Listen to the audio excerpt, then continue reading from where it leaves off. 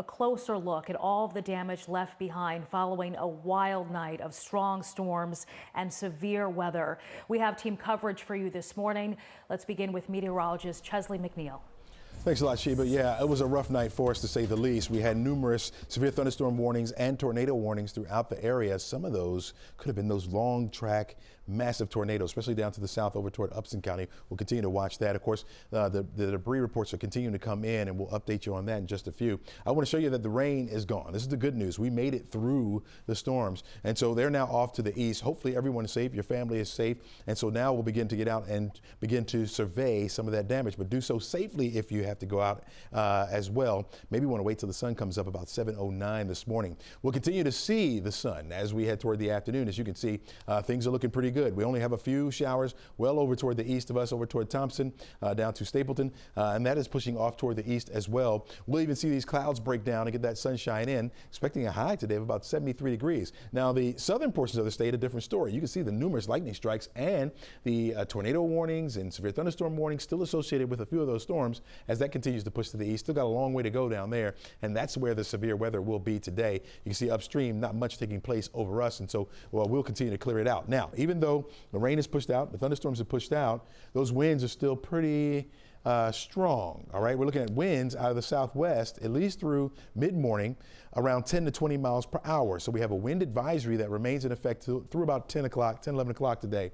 Gusts could be as strong as 35 miles per hour. So what the storms didn't knock over as far as the trees go, they may have weakened them a little bit. And so these 35 mile an hour gusts could certainly do the rest of the damage and knock some of those trees over. Could lead to more power outages with downed trees. So be on the lookout, especially if you're going to be going out and trying to survey damage. Again, you may want to wait until we get to sunrise so you can see a little bit better where you're stepping, and then happen to view a tree if it happens to fall with those winds out there. Going to have more for you coming up, but right now let's talk more about that damage with meteorologist Wes Peary. Yeah, there are a lot of trees that fell over, and we've only gotten a few reports. I mean, a few out of what are likely hundreds of reports or thousands of trees that have come over. Look as the big line of thunderstorms came through. We only have reports on the north side for the most part so far, but they really start to light up as this line does come through. Northwest Georgia may have gotten the worst of it in terms of just the sheer number of reports, at least at this point. Again, the south side, we have not started to get those reports in. We did have one tornado. It looks like right now it's being classified as a possible tornado.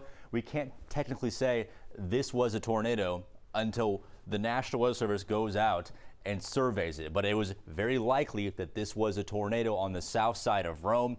And we don't know about this one, but this we'll tell you about here in just a few seconds. There likely was there was a fatality with that storm report near Cartersville. There's another couple tornadoes that were possible. One we observed inside the perimeter, started just near 285, and then went on the southwest side of the town, and then went to the southeast side of the town, and then another likely tornado in Upson County that was on the ground for a very long time. Chesley. Yeah, that one was pretty massive. All right, here's your forecast for today. Fortunately, things will clear out. We'll get the sunshine back in here. Looking at 78 degrees by noon today. Those winds out of the west, about 13 miles per hour. 73 degrees will be our afternoon high temperature. Expected to stay breezy right on through the rest of the day. All right, Chesley, we have a team of reporters fanned out all across the metro.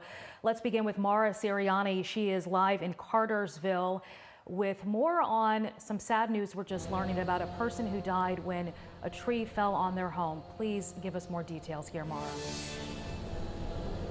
Yeah, we have just learned of this incredibly tragic news here this morning out of the Cartersville area. So this is actually Fight Street, and it's a pretty active situation behind me as crews are working to pull the limbs and the debris off of this home right now. But I can tell you it was around 1:15 this morning, really during the height of the storms here, again, in Cartersville, when this tree just came crashing down onto this home, killing a man 34 years old as he was asleep in his bed. So I'm told that there were some other people inside of this home at the time. Now, thankfully, they were all able to get out safely, but fire officials again confirming that one man did pass away as a result of this tree falling onto his home. So that's the very latest from here in the Cartersville area. Thankfully, there aren't really many more reports of damage out here. Fire officials tell me they did have one other tree that fell a few blocks away. They also say at this point, if you don't have to leave your home, please stay inside because there could be some downed wires blocking off roadways and there could be, again, debris in the road. So as it starts to get lighter out, crews out here are working to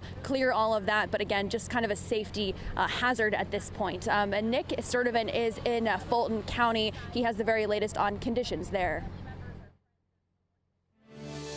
I'm here on Cary Drive in southeast Atlanta, about 10 minutes away from the airport. And the good news in all of this, no one was hurt. That's according to firefighters. But take a look behind me. You can see, and what firefighters confirmed with us, is that tree right here snapped and fell over into the next yard. This call initially came in as someone trapped inside. Firefighters clarified it with us earlier this morning that the person inside was able to leave from the back door. Right now, everything is sort of taped off, and you can barely see that home where that tree fell on. Firefighters have since left about 30 minutes ago. They were waiting for power crews to show up. But again, the good news in all of this, we're told by firefighters that no one was hurt. Nick, thank you. And our team coverage continues with Liza Lucas joining us from her home studio in Fulton County. And Liza, these storms kept a lot of people up all night, and many of them turning to social media for updates and to safely share what they're seeing.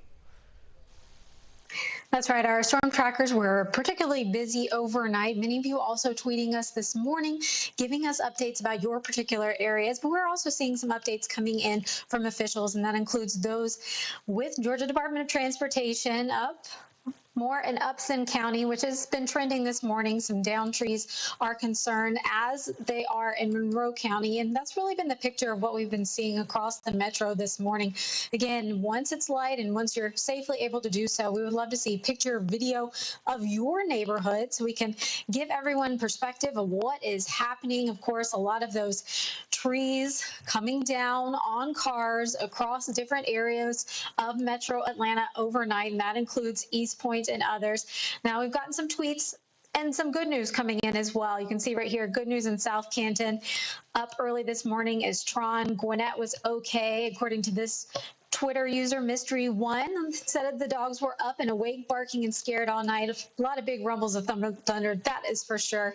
And then our storm trackers also keeping us posted about what they are seeing in their homes. We're going to stay on top of it here. We're talking to you behind the scenes, as always. Send us your pictures, your videos, again, once you are safely able to do so, and even better, once it is light out.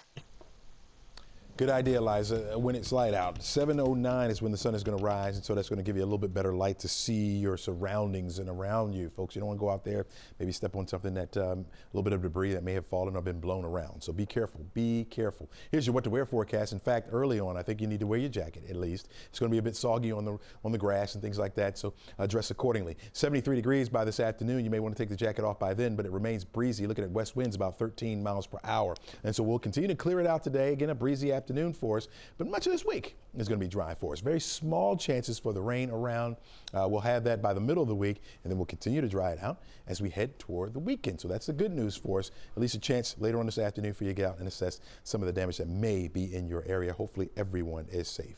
All right, Crash, over to you. Thank you so much, my friend. Well, it's possible you're waking up with no power in your house and you're watching us through the 11 Alive app. Well, guess what? You're not alone, all right? The good news is the number of power outages seems to be going down now. As of 5:45, Georgia Power now reporting about 79,000 customers are without power. Still a significant amount there. Over 1,700 Coweta Fayette EMC customers are affected, and North Georgia EMC is reporting nearly 19,000 customers are impacted. Of course, we'll be keeping an eye on all those numbers for you as the morning progresses, and of course as the sun comes up, we'll probably see more of that debris out there. Our reporters continue to stay spread out throughout the area. Some good news here. We had a temporary red alert on 285 northbound just before I-20 near MLK. Had all lanes blocked. You see a little bit of orange there on that west side perimeter, but as you can imagine, that's going to quickly recover, especially at 6:09 with our current traffic situation. Had a little trouble on a very familiar ramp, 20 eastbound, that ramp to the connector northbound. Again, a little bit of orange. They just reopened that ramp, so some better news there. And it looks like for folks that are going to be stepping out and about, still got a lot of wet roads out there, even some possible ponding. I was slipping and sliding on 400 a little bit earlier coming into the station, so be careful if you do have to head out. Francesca? And our storm coverage continues next on Morning Rush. We are taking a look at the deadly storm damage across the South in just a few minutes.